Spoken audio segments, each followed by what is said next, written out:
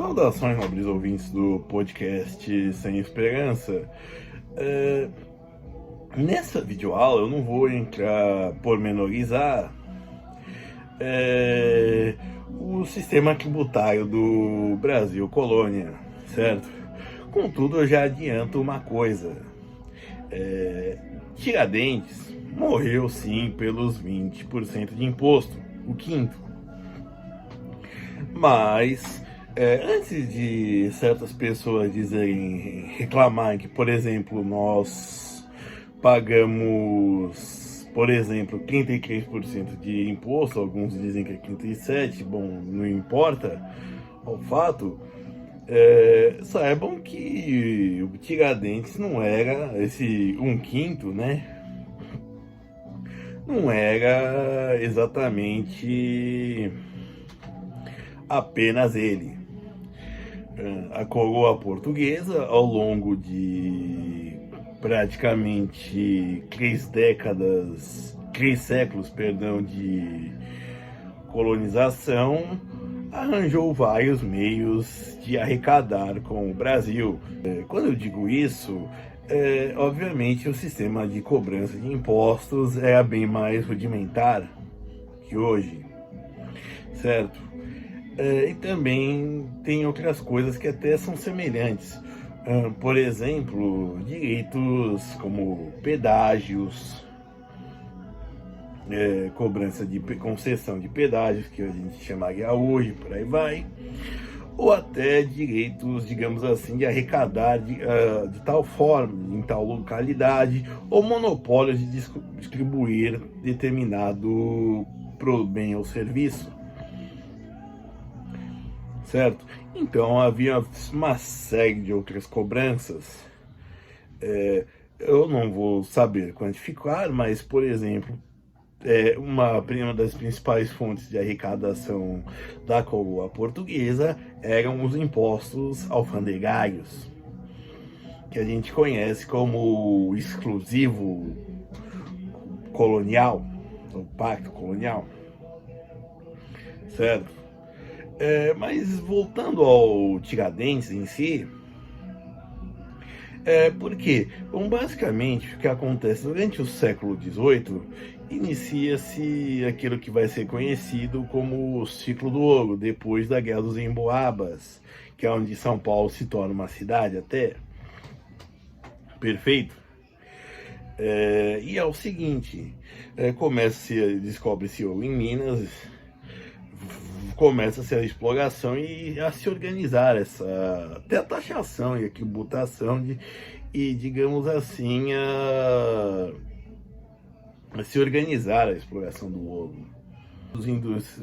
Como se diz, digamos, profissional, de um homem com uma bateia tirando o ouro da beira do rio para pessoas que desviam o nível de rio, abrem minas subterrâneas e por aí vai. E aí também não vou entrar nas crueldades, digamos assim, que se viu com os escravos. Para se extrair o ouro, por exemplo, se usava mercúrio e ele é altamente tóxico. E a expectativa de vida do escravo era tão baixa que algo em torno de 3 ou 4 meses. E a coroa, querendo faturar também com isso, arrecadava também com venda e transporte de escravos para as Minas Gerais, com o monopólio de, por exemplo, que a gente chama de carne que seria fresca, né? Não sei, o charque, que são a carne fresca, a gente chamava-se carne verde, por exemplo, tinha monopólio de exploração só para vender isso, certo? A pessoa vendia a carne fresca, né, que é a carne verde, e ela pagar um percentual. Por exemplo, quando se decai o ouro e descobrem os diamantes, que é tal episódio mais ou menos retratado na novela Chica da Silva. Por exemplo, o marido da Chica da Silva, não lembro o cargo dele, acho que é intendente, ele tem o direito, tem um monopólio de escravizar pagando um percentual à coroa portuguesa, certo?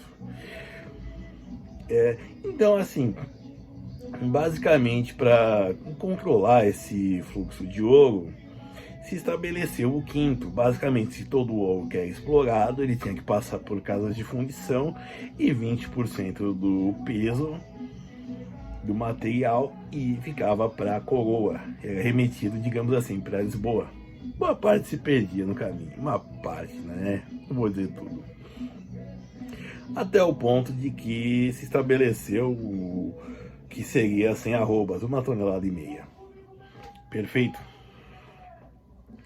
Bom, só que com o tempo foi se, digamos, ficando mais escasso o ouro, certo? A exploração foi muito intensa e esse ouro simplesmente se perdeu, além de outras formas de corrupção, certo? Gargalo da corrupção.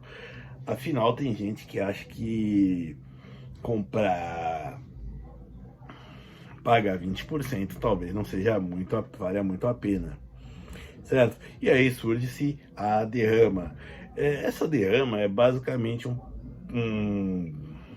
como direi, é uma forma de imposto. E aí ele já existia anteriormente, a Inconfidência, a década de 80, dos 1780. Contudo, ele nunca foi posto em prática, mas ele era conhecido, que seria o quê? Digamos que o imposto coletivo. Até o Estado saciar sua vontade de dinheiro, digamos assim, grosso modo, ele iria cobrar. E o que aconteceu? Bom, no final da década de 80 surgiu-se um boato. Tem gente que diz que é boato, tem gente que diz que foi verdade. Quem diz que é boato, explica que isso causou medo em pouca gente, que eram o grupo dos Inconfidentes. E tem gente que diz que é verdade, fica diz por causa da repressão brutal da coroa aos Inconfidentes. Bom, o que menos importa. Então, assim, de fato, Tiradentes morreu pelos 20%, mas na colônia portuguesa se pagava muito mais impostos sobre muitas outras coisas, certo?